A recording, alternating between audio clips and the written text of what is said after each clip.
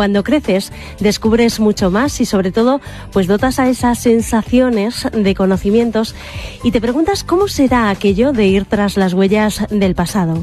En Las Dos Miradas lo hacemos cada miércoles con ayuda de pequeños arqueólogos, con Rubén Pérez y algún que otro experto invitado más. Rubén, buenas tardes. Hola, buenas tardes, Mayra. ¿Qué tal? ¿Cómo estás? Bien, muy bien. ¿A dónde nos llevan hoy las huellas del pasado? Pues hoy nos vamos a la provincia de Ciudad Real, en concreto al yacimiento arqueológico de Sisapo, que se encuentra en la aldea de la Bienvenida, que pertenece al término municipal de Almodóvar. Como te digo, se trata de un yacimiento, bueno, podemos decir que único y espectacular, en el que se han documentado diferentes fases de ocupación, desde la Edad del Bronce, sobre el siglo VIII aproximadamente antes de Cristo, hasta época visigota, siglo VI después de Cristo, y que destaca principalmente en época romana, entre el siglo I antes de Cristo y el siglo III después de Cristo, periodo en el que se va a convertir en una importante ciudad romana, funcionando como centro gestor de las explotaciones mineras de cinabrio, plomo y plata, de lo que es el sector central de Sierra Morena. Fíjate, Rubén, si la semana pasada lo que hicimos fue irnos al yacimiento de Ciudad de Vascos y nos explicabais cómo era una ciudad medieval islámica, pues vamos hoy a conocer esta ciudad romana, si tenías las mismas estructuras, los espacios, esa organización que nos contabas de las islámicas, o me imagino que es diferente. ¿Cómo es? Es muy, muy diferente el concepto de ciudad romana al concepto de ciudad islámica. Vimos el otro día una ciudad con calles muy estrechas, son edificios totalmente diferentes.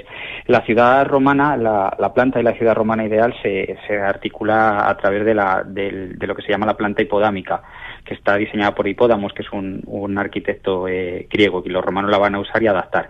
¿En qué consiste? Pues mira, la ciudad se va a articular a través de dos calles principales y perpendiculares entre sí, que son el Cardo, que va en dirección norte-sur, y el Decumenus, en dirección este-oeste. A partir de ella se van a trazar el resto de calles de forma paralela y perpendicular. Lo que van a hacer al cruzarse unas calles con otras es que forma una especie pues como de cuadraditos, como si fuera una especie de tablero de ajedrez. ¿Sí? Eso es, y ahí se van a situar los edificios de viviendas y los principales edificios de la ciudad.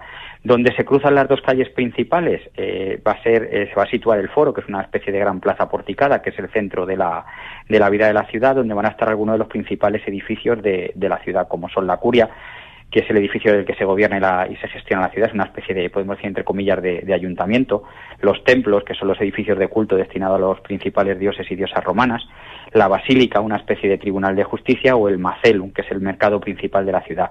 Aparte, para que una ciudad sea propiamente romana, pues necesitaba de una serie de infraestructuras y edificios que hacen que esa ciudad sea romana, como serían las termas, acueductos, sistema de alcantarillado y cloacas, letrinas, anfiteatro, teatro, circo.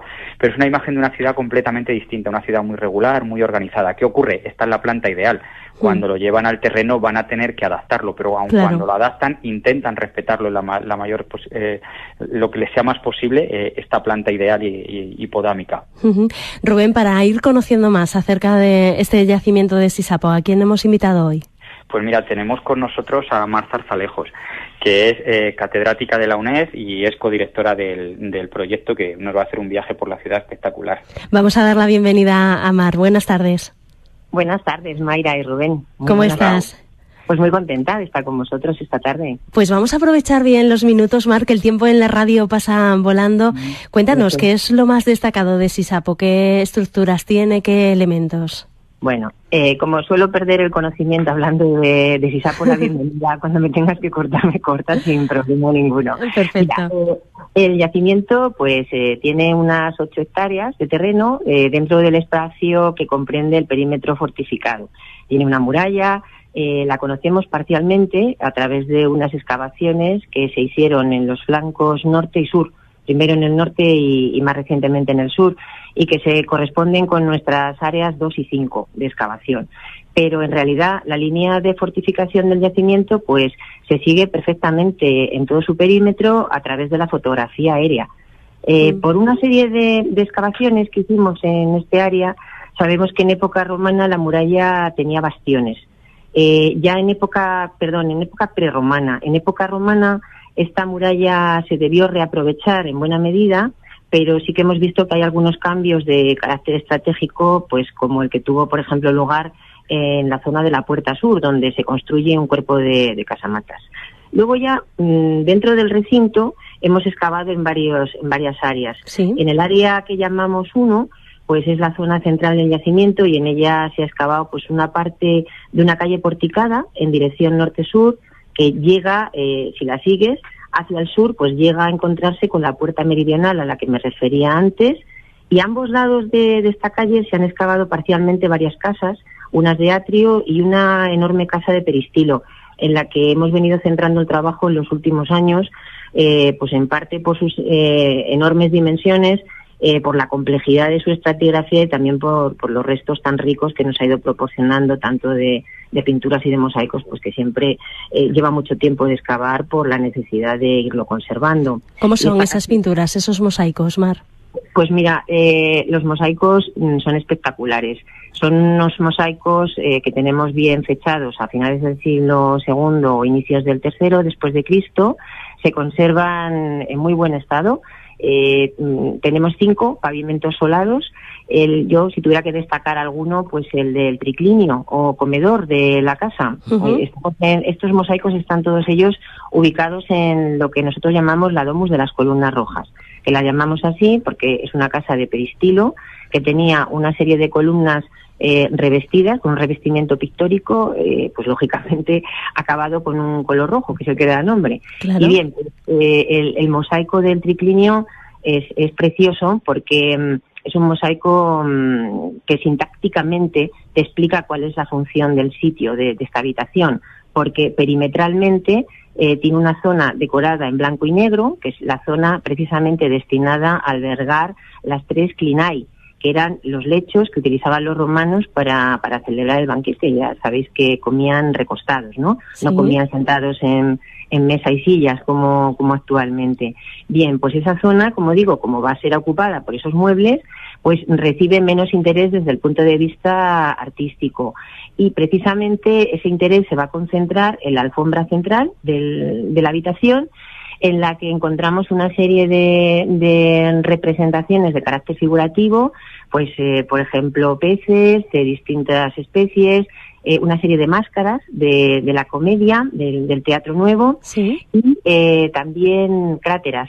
Todos estos elementos, los peces, las máscaras y las cráteras, están íntimamente relacionados con el mundo dionisíaco, y es algo que conviene muchísimo a la naturaleza y a la funcionalidad de esta habitación, puesto que en el triclinio los romanos desarrollaban el banquete con celebración de vino.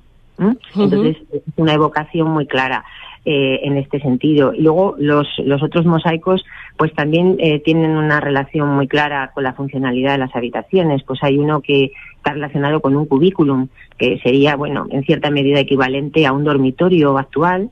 Y bueno, pues en su momento estuvimos tentados de pensar que era un dormitorio femenino, porque algunos de los elementos decorativos de este mosaico son abanicos. Qué curioso. Sí. La verdad que es precioso este mosaico, que lo levantamos en su momento con la Escuela de Restauración de Madrid, ¿sí? Y luego se volvió a reinsertar en la casa y ahí está. Y ahí está, ¿no? Sí.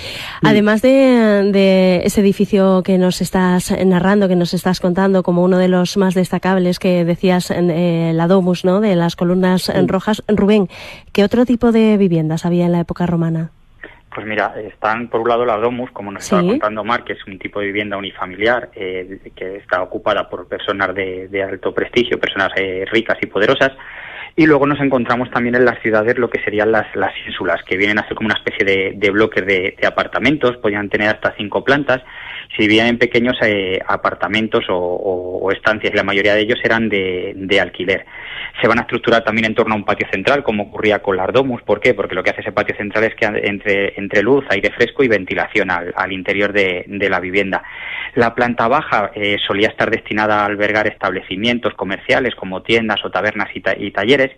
Y como te decía antes, como están destinados a las clases bajas, son apartamentos muy pequeños, oscuros, poco confortables, y se solían construir rápido, mal y con materiales de mala calidad, por lo que eran muy fríos. Solían la gente utilizar braseros y hornillos, y era frecuente que hubiera tanto hundimientos, derrumbes de los edificios como frecuentes incendios. Y por otro lado, en el mundo rural nos encontramos lo que son las villas rústicas, que es una especie de gran finca, de gran cortijo, que tiene una función productiva, que se dedican a la producción de cereales, es vino y aceite, y que se estructuran en dos partes. Por un lado estaría la Pas Urbana, que es donde está la residencia del propietario de la finca, del Dominus, y de su familia, una familia rica y poderosa, que va a tener una casa con todos los lujos de la época, que sigue el modelo de las domus urbanas, y decora, pues eso, y como te decía, todos los lujos de la época, agua corriente, calefacción, pinturas murales, mosaicos. Pero claro, evidentemente esta persona y su familia no van a trabajar las tierras. Por eso nos encontramos lo que es la Pas Rústica, que es la zona de la villa donde se encontraban los edificios de vivienda, tanto del personal de servicio de la villa, que podían ser esclavos o personas libres, y tanto domésticos como encargados de las funciones agrarias. Nos encontraríamos también las zonas de trabajo, producción y almacenamiento, como cocinas, hornos, lagares, bodegas, almacenes, graneros, establos, etcétera.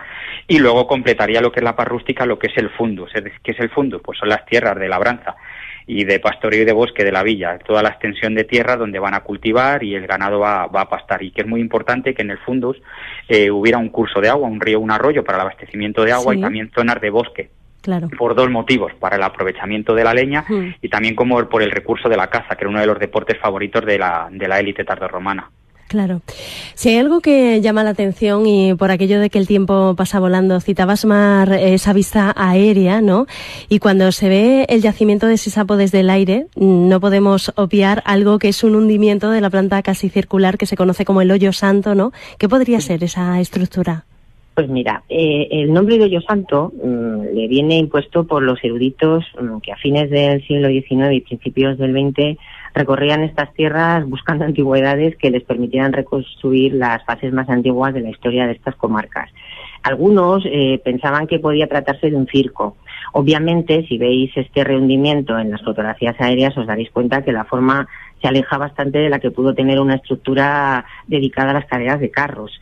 En este Hoyo Santo, que para nosotros es el área 3 de la excavación, se hicieron una serie de intervenciones a comienzos de los años 80 y ya se vio en ese momento que había indicios de estructuras construidas, aunque no se pudo emitir ninguna hipótesis sobre el posible uso o función que tuviera, ¿no?